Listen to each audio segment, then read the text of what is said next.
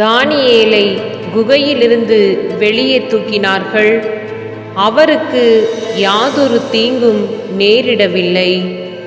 ஏனெனில் அவர் தம் கடவுளை உறுதியாக நம்பினார். இறைவாக்கினர் தானியேல் புத்தகம் 6வது அதிகாரம் 23வது இறை திருவசனம். தானியேலை குகையிலிருந்து வெளியே தூக்கினார்கள்.